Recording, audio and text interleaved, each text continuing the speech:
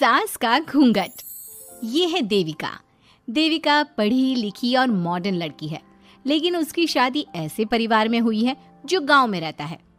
भले ही ये 21वीं सदी है, लेकिन देविका की ससुराल वालों की सोच वो तो 18वीं सदी से आगे बढ़ी ही नहीं। आइए जानते हैं क्या होगा जब शहर की पढ़ी लिखी और मॉडर्न लड़की फंस जाएगी संकीर्ण मानसिकता वाले माहौल में। सागर, ये तुम्हारे गांव में सबने इतने लंबे लंबे घूंघट क्यों कर रखे हैं?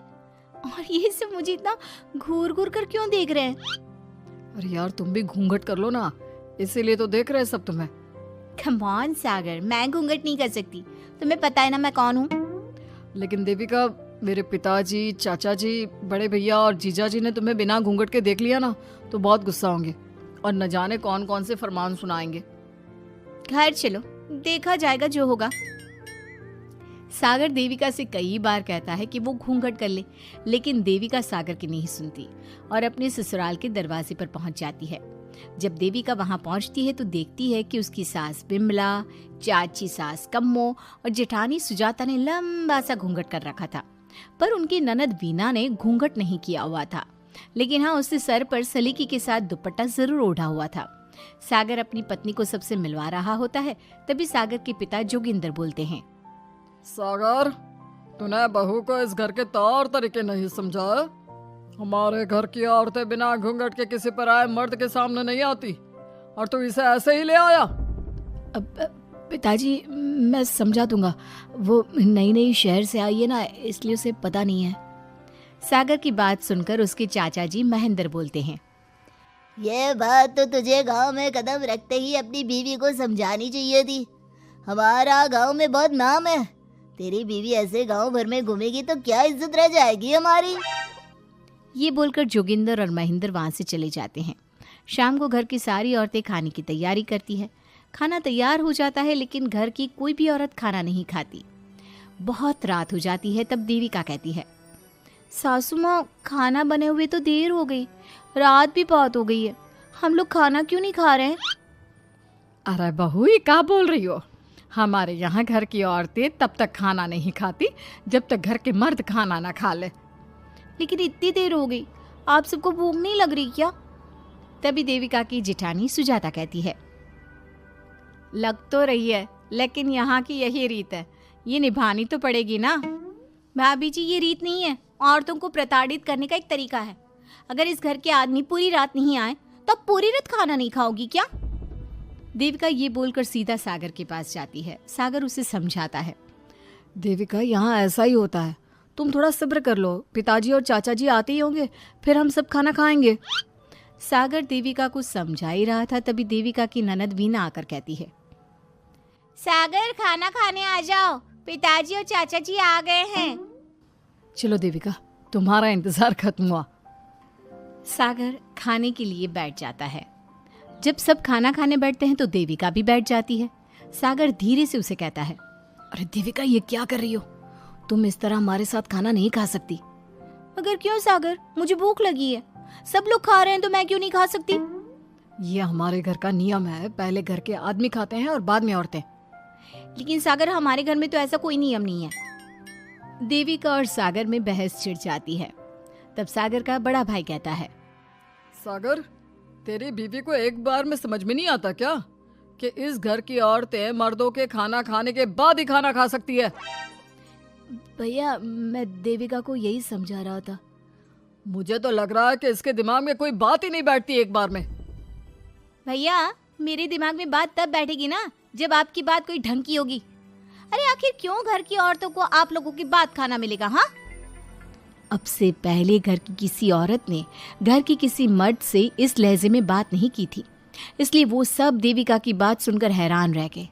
तभी सागर की जीजा और वीना के पति कल्याण जी कहते हैं, ये क्या है सागर, इस घर की दीवारों को औरतों की इतनी ऊंची आवाज सुनने की आदत नहीं है। अपनी बीवी को बोल जरा होश से काम ले और चुपचाप चली जाए। क्यों चली जाऊं मैं चुपचाप? इस घर की औरतें आपकी हर बात बर्दाश्त कर लेंगी, लेकिन मैं शहर की पढ़ी लिखी लड़की हूँ। आपके कोई भी फालतू के रीति रिवाज मैं नहीं बर्दाश्त करने वाली। इस तरह देविका ने सारे घर की औरतों के लिए मिसाल पैदा कर दी। जोगिंदर के घर में पहली बार किसी महिला ने विरोध का स्वर उठाया है, ये बात घर के किसी मर्द को बर्दाश्त नहीं हो रही है। तभी जोगिंदर कहता है, महेंद्र, मोहन, इस बेशर्म लड़की को कमरे में बंद कर दो और आज इसे कोई खाना नहीं देगा। अगर किसी ने इसे खाना दिया तो मैं उसे जिंदा नहीं छोड़ूंगा। महेंद्र और मोहन उसे कमरे में बंद कर देते हैं और उसे खाना भी नहीं देते। रात के 3 बज जाते हैं। भूख की वजह से देविका को नींद भी नहीं आती। तभी उसे कुछ महसूस होता है। ऐसा लग रहा है कोई दरवाजा खोल रहा है, लेकिन इतनी रात को कौन हो सकता है? कहीं सागर तो नहीं? देविका उम्मीद भरी नजरों से दरवाजे की तरफ देखती है, लेकिन दरवाजा खोलने वाला सागर नहीं बल्कि विमला और कम्मो है।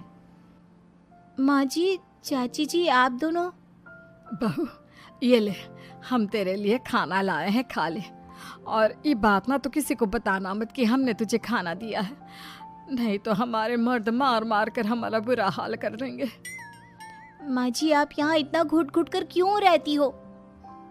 देविका, अब तू भी इस घर की बहू है, तू भी हमारी तरह रहना सीख ले। इस घर के कायदे कानून अपना ले। इस घर के मर्द तो कभी बदलने वाले हैं नहीं बहू, तो तू ही बदल ले अपने आप को।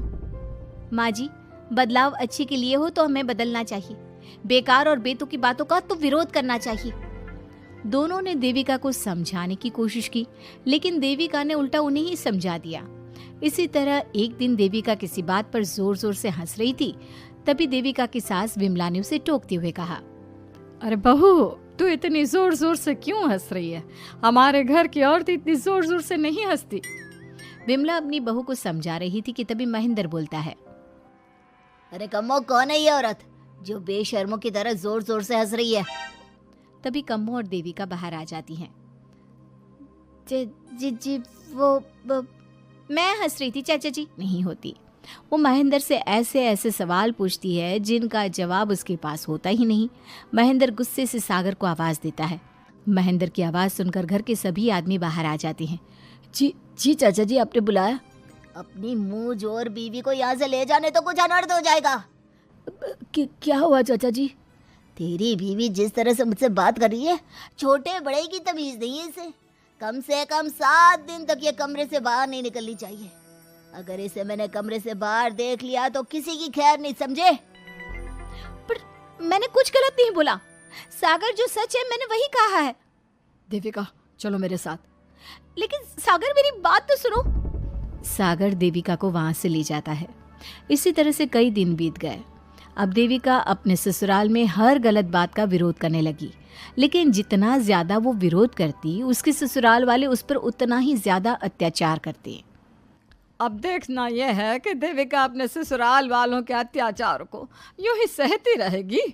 क्या उसके ससुराल में घूंघट में औरतों का दम इसी तरह घुटता रहेगा? अगर आप इन सवालों के जवाब जानना चाहते हैं ना, तो हमें कमेंट करके ज़रूर बताइएगा। और हमारी स्टोरी को लाइक, शेयर और चैनल को सब्सक्राइब करना ना भूलें।